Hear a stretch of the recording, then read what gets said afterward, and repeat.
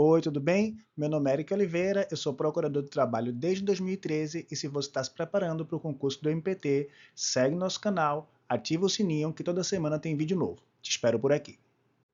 Olá, tudo bem? Que bom que você chegou até aqui para o nosso curso da Cor de Igualdade.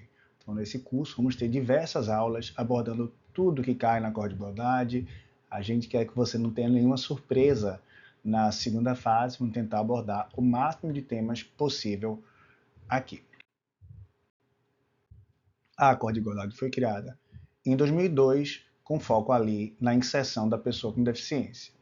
E a Cor de Igualdade tem três áreas principais de atuação, que é combate à discriminação de trabalhadores, inclusão das pessoas com deficiência ou reabilitadas e a proteção da intimidade dos trabalhadores. A temática principal da Cor de Igualdade, então, é a discriminação no trabalho. Segregação sexual, discriminação religiosa, discriminação etária, discriminação estética, discriminação de gênero. A gente vai ver cada um desses tipos de discriminação. O assédio moral também é uma matéria que é transversal, tem ligação com a Cor de Igualdade, mas também com a CODEMAT, e até porque é fácil de ver essa ligação entre o adoecimento físico e mental e o assédio, sobretudo nas situações de straining, que é aquela modalidade de assédio caracterizada pela exacerbação de metas de produtividade. A gente também vai conversar sobre isso. A gente vai poder falar, então, de discriminação racial, discriminação de gênero, discriminação por idade, orientação sexual, portador de doença congênita ou adquirida, orientação política, religiosa e filosófica, direito de petição, informação desabonadora, aparência, origem, exercício regular de um direito, listas discriminatórias, assédio moral fundado em critérios discriminatórios, veiculação de anúncios discriminatórios e outras matérias afins. A gente vai tratar sobre todas essas hipóteses de discriminação. A proteção ao trabalho da pessoa com deficiência abrange reserva de vagas, artigo 93 da Lei 8.213, reserva de cargos públicos, adaptação de ambiente de trabalho, intermediação de mão de obra, discriminação por deficiência. Nessa primeira aula, como é em todas as outras coordenadorias, a gente vai fazer só uma visão bem aérea, bem a voo de pássaro, do que a gente vai abordar durante o curso, tá? Aqui é só uma visão bem geral. Então, a gente vai abordar temas também como revista íntima, controle de e-mail, solicitação de dados pessoais, monitoramento por câmeras, exames grafológicos sem consentimento. Vamos falar sobre o bossware, que é o hipercontrole no home office, né? Essa questão do bossware é um hipercontrole realizado em relação aos empregados que estão em home office, e esse tema será mais abordado com mais profundidade abaixo. Mas a ideia mesmo é que é um software de monitoramento intensivo utilizado para controlar trabalhadores em regime de home office. No âmbito da justiça trabalhista, cabe citar a resolução 368 do CSJT, que trata sobre a política de equidade, o programa de equidade de raça, gênero e diversidade no âmbito da justiça do trabalho.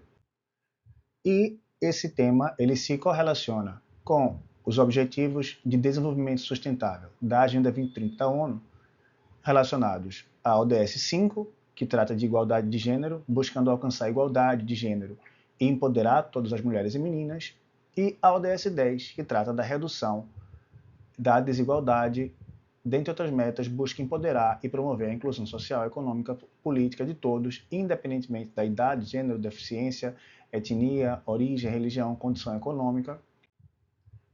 E a ODS 16, que visa promover sociedades pacíficas e inclusivas para o desenvolvimento sustentável, proporcionar acesso à justiça para todos e construir instituições eficazes, responsáveis e inclusivas em todos os níveis.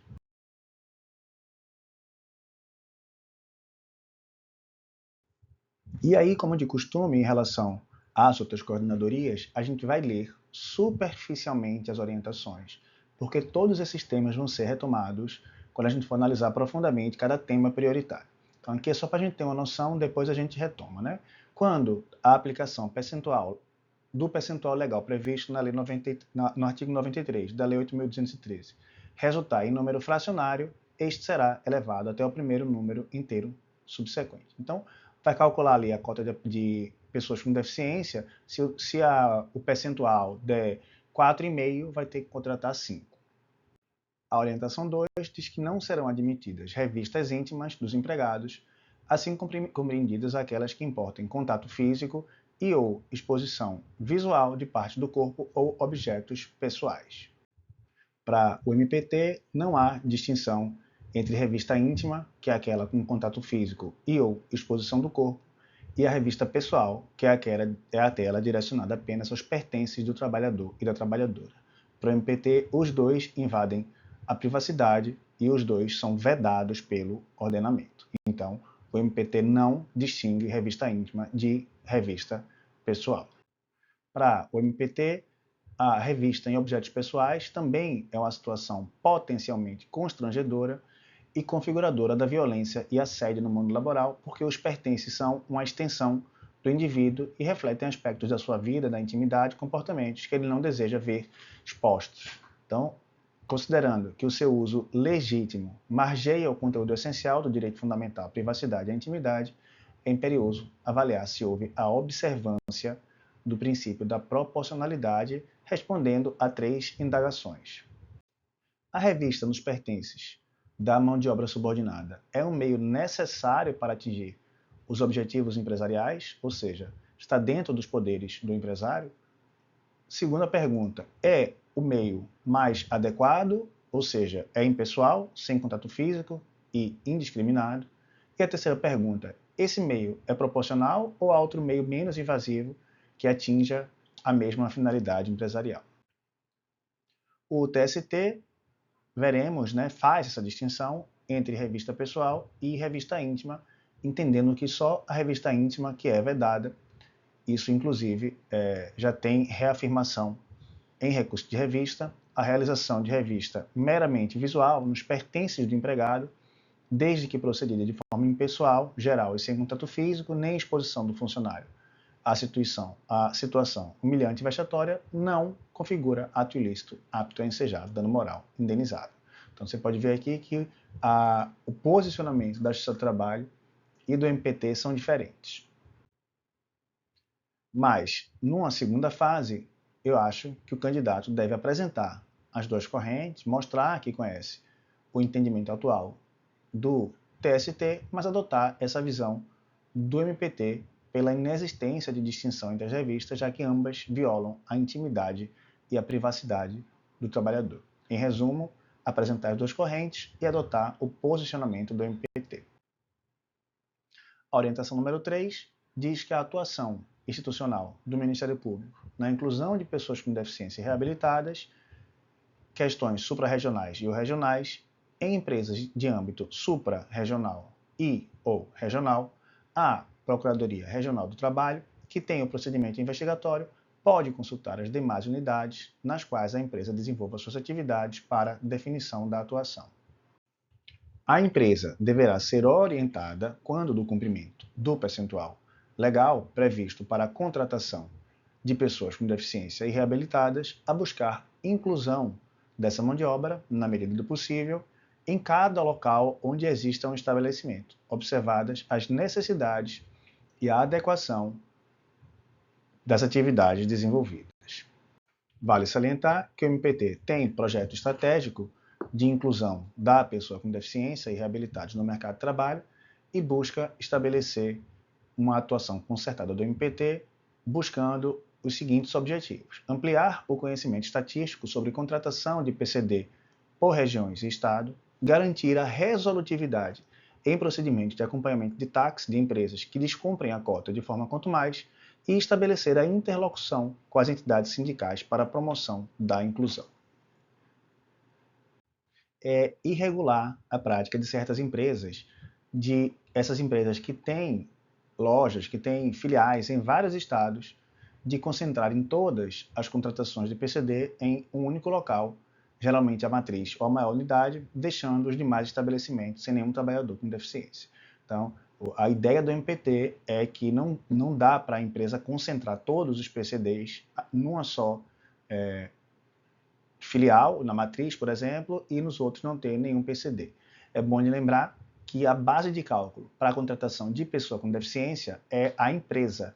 Então, inclui todos os estabelecimentos. Vai contar quantos empregados tem em todos os estabelecimentos e vai incidir aquele percentual do artigo 93 da Lei 8.213.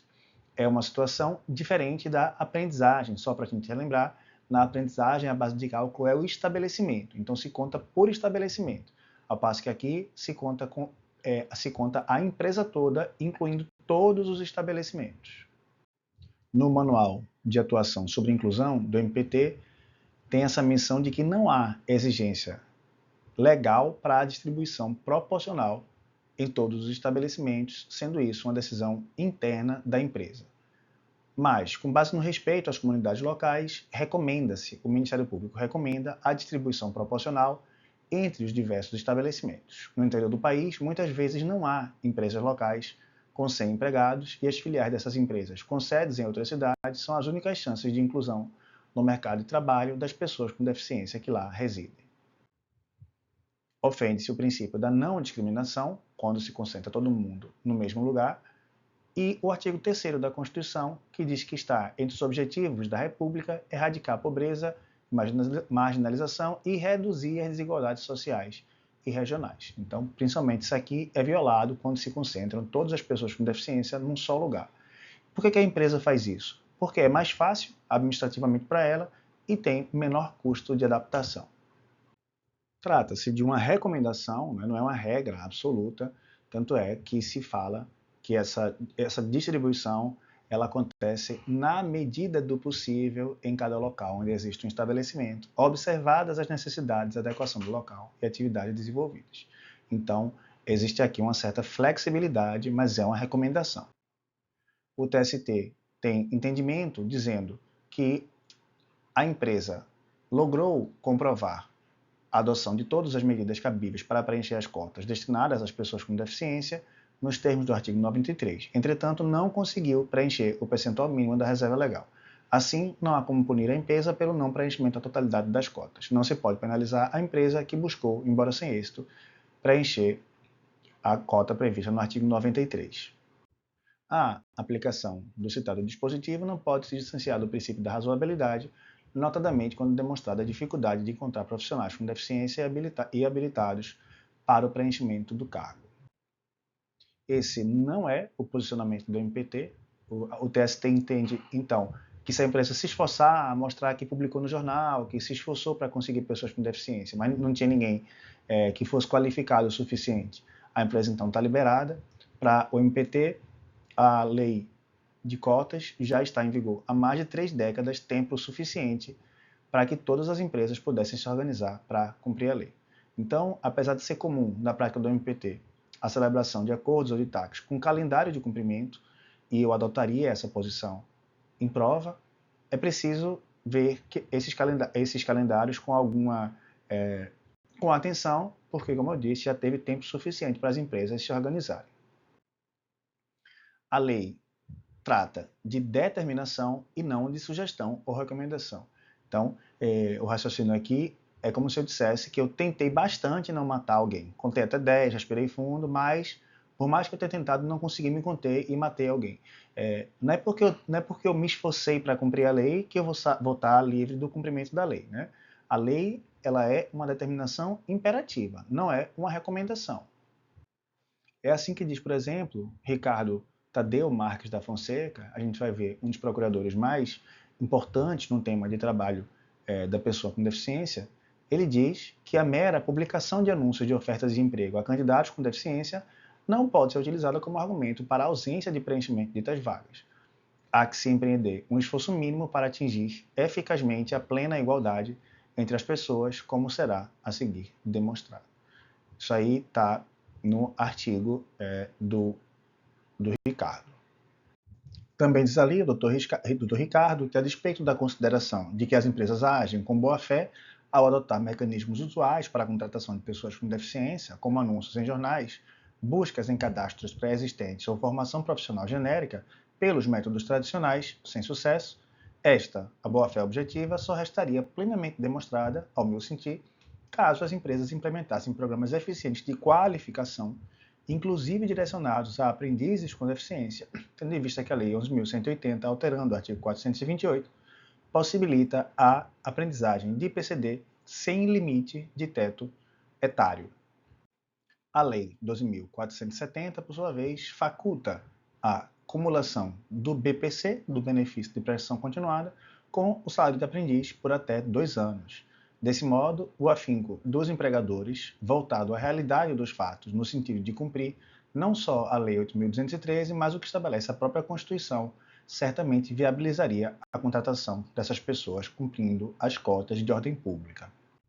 Isso que o Dr. Ricardo fala confirma uma mudança de paradigma em relação ao trabalho da PCD. Antes, a ideia era qualificar a pessoa e quando a pessoa estivesse qualificada, ela poderia ser empregada. Agora, para a PCD, a gente primeiro vai empregar essa pessoa e já trabalhando com a gente vai qualificar ela. Não dá para exigir que as pessoas com deficiência já venham qualificadas para o mercado de trabalho. As pessoas com deficiência geralmente têm um custo de vida muito mais alto, têm menos tempo e mais dificuldade para estudar, para se preparar. Então, é muito justo que a empresa primeiro empregue essas pessoas, porque a lei não sugere o cumprimento das cotas, ela determina o cumprimento das cotas. E, já estando dentro da empresa, vamos ter um programa de qualificação. É nesse sentido que, nos últimos anos, como forma de estímulo à capacitação profissional da pessoa com deficiência, várias normas foram alteradas justamente para propiciar melhores atrativos e condições para a aprendizagem da pessoa com deficiência, a exemplo de algumas alterações normativas. Por exemplo, a inexistência de limite máximo do prazo contratual e da idade para o aprendiz com deficiência, a avaliação do aprendiz com deficiência pelas suas competências e habilidades, não pela sua escolaridade, e a possibilidade de cumulação para as pessoas com deficiência do salário de aprendiz com o benefício de prestação continuada, eventualmente recebido durante um período de qualificação de até 2 anos. Passemos então para a orientação 4, que diz que nos contratos com a administração pública, para as atividades passíveis de terceirização na forma da lei, tais como recepção, limpeza e conservação, é possível a contratação direta de associação de pessoas com deficiência, desde que haja contrato de trabalho entre a pessoa com deficiência e a associação, sendo recomendável a inserção de cláusula que estabeleça reserva de valor para o pagamento de verbas rescisórias, no caso de dispensa, destacando-se que tal contratação não implica dispensa ou diminuição da cota legal a que estiver obrigada a tomadora. Então, a ideia aqui é lembrar que a Lei 14.133, que é a Lei de Licitações, permite dispensa de licitação para contratar associação de pessoas com deficiência sem fins lucrativos e de comprovada idoneidade para prestação de serviços, desde que o preço seja compatível com o mercado e os serviços prestados sejam prestados exclusivamente por pessoas com deficiência. Então, a orientação também fala que é recomendável a inserção de cláusula que estabeleça a reserva de valor para pagamento de verbas rescisórias no caso de dispensa. Então, a ideia é que todo mês a empresa destine ali um valor para uma conta que vai ser utilizada no caso de dispensa, né? Todo mês coloca um dinheirinho ali para quando for na época da dispensa já ter o valor da verba rescisória. Mas a parte mais importante dessa orientação é essa que diz que essa contratação não implica dispensa ou diminuição da cota legal a que estiver obrigada a tomadora.